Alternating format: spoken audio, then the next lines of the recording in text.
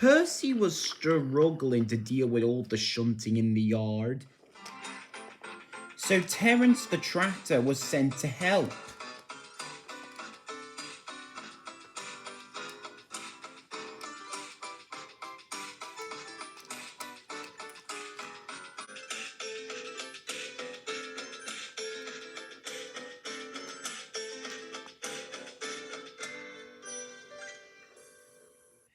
Adaptable, he boasted. That's what my owner says I am. Go anywhere, do anything. That's me. You take my advice and scrap your rails, abandon your outlook like me. Pooh, said Percy. Me plough a field? I prefer to stay on my rails, thank you. Steam engines did plough once upon a time, Terence chuckled, and ran on roads. The engines remembered Trevor and had to admit that Terence was right.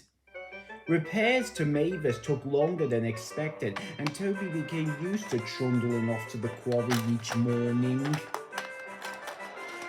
Because of his small water tank, his driver and fireman had arranged with the quarry manager that they should bring loaded trucks down at lunchtime instead of later in the day.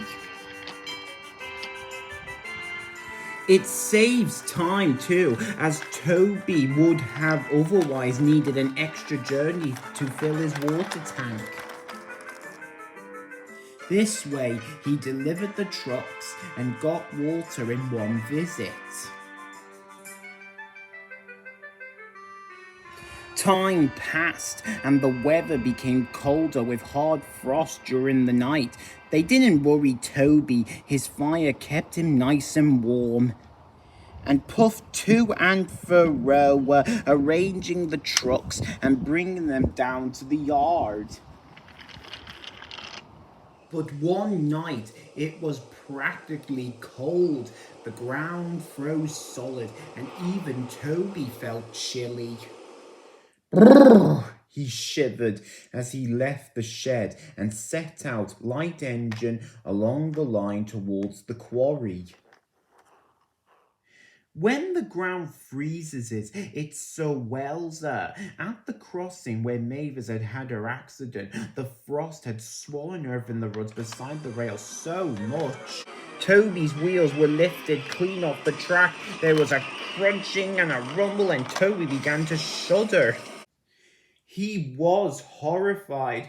"Ooh," he explained. "What's happening?" The line here curves away towards the quarry, but Toby, with no rails to guide his wheels around, simply went straight on. Toby was not going fast. "Whoa there, Toby," said his driver at once, and put the brakes as hard as he dared. Shakenly, Toby came to a stop with all 6 wheels firmly on the roadway. "Oh dear," he said, looking at the grass verge in front of him. "Now what?" The fireman jumped down.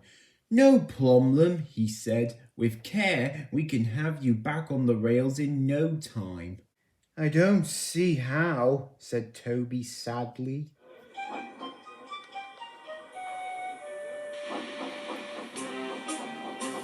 Directed by the fireman, the driver carefully reversed Toby among the routes his wheels had just made.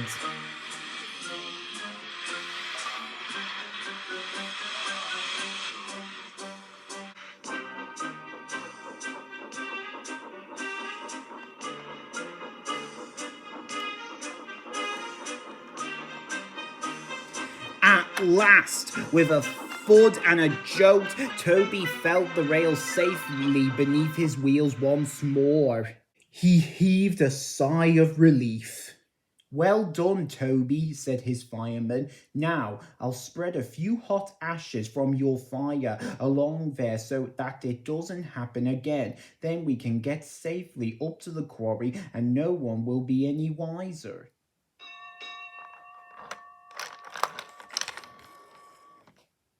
But they reckoned without the Fat Controller. When Mavis was home after being mended, he came to see the engines. "What's this I hear, Toby?" he asked. "Trying to be a traction engine, were you?"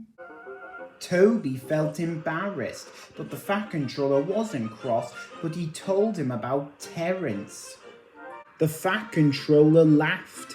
"If I were you," he said, "I should leave the roads to what they were made for. You stay on the rails. You'll find them more comfortable." Toby the tram engine was quick to agree.